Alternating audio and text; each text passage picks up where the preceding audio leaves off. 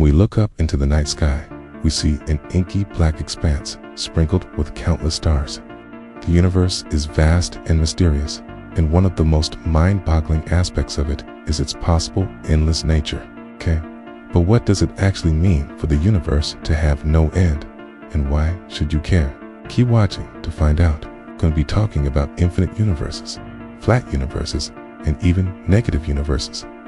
Oh, and we're also going to tell you why all of this matters to you. There are two ways that scientists think the universe could go on forever, or rather infinity really. But we can't get to those without talking about flat space first.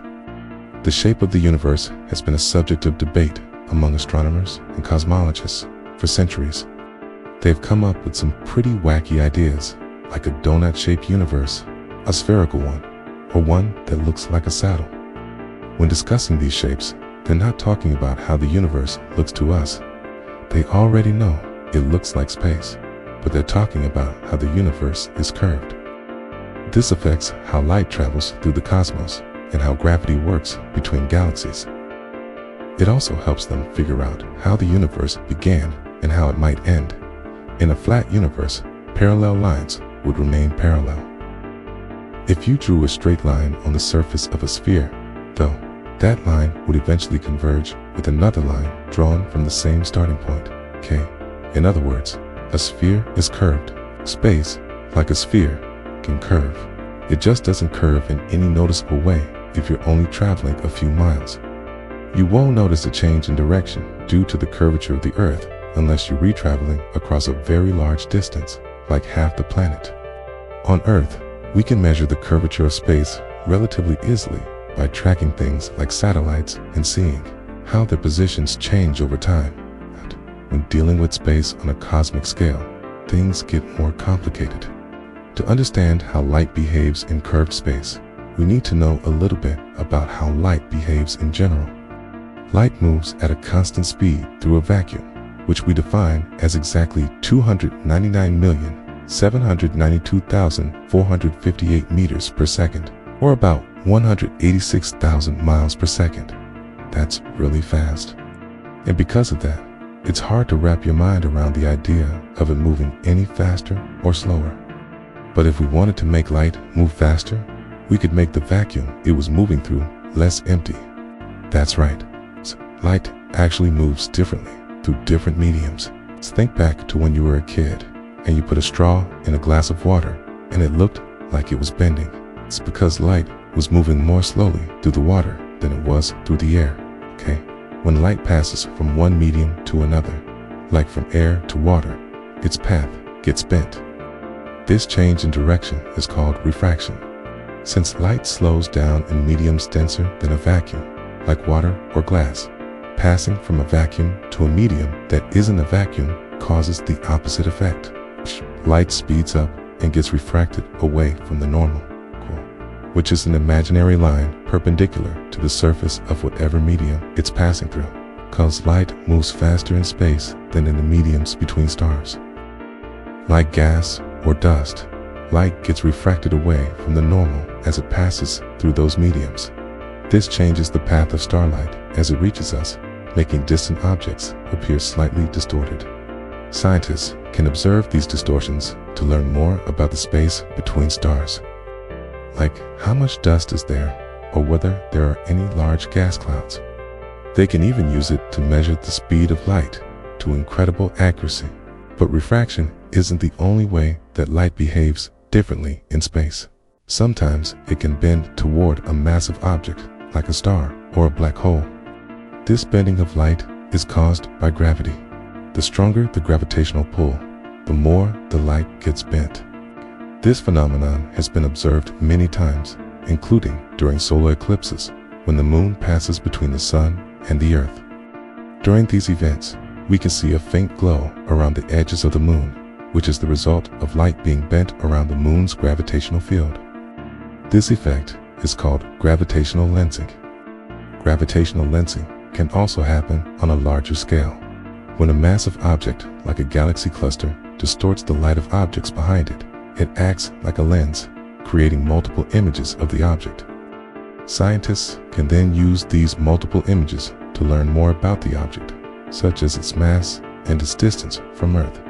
But not only that, this phenomenon also tells us something about the structure of the universe itself. We already know that the universe is expanding, but we don't know exactly how it's doing so. There are a couple of different models, and each model makes different predictions about how the universe will appear to us. These models describe the geometry of the universe. What scientists want to know is whether space is flat, spherical, or hyperbolic. A hyperbolic universe is saddle-shaped, as parallel lines in this kind of universe would spread apart.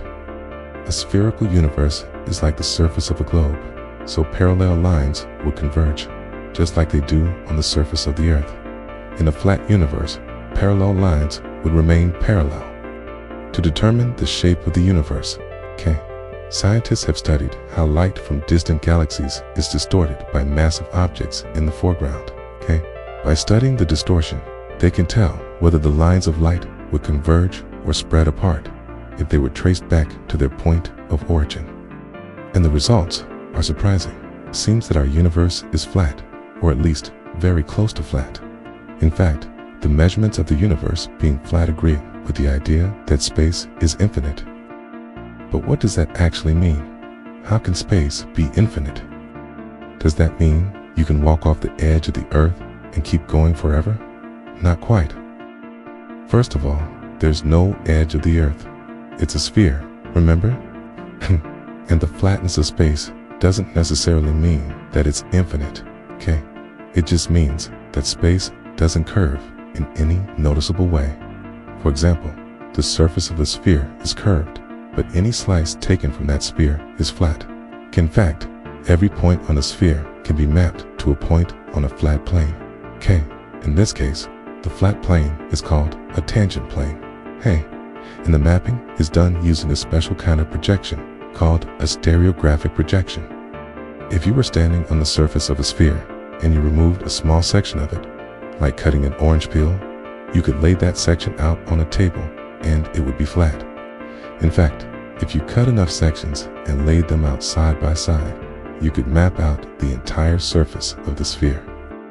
This means that the surface of the sphere is locally flat. Now, imagine zooming out so far that the entire sphere becomes the size of the universe. So all of a sudden, that flat piece of the orange peel looks infinite. That's what it means for space to be flat. So any small part of it looks flat, but space could still be curved on the largest scales. If it were curved, we would be able to see very far, because light would either bend away from us or toward us. But we can see very far. If you're in a flat universe, you can keep traveling in one direction forever and never reach the edge. But that doesn't mean you'll travel forever. Space may be infinite, but time isn't. Eventually, the expansion of the universe will cause everything to drift apart, and all stars will go out, leaving you in total darkness. Then you'll die, and the universe, as you know it, will end. So maybe flat space isn't all that it's cracked up to be. It might be better to live in a spherical universe, where everything eventually ends with a heat death.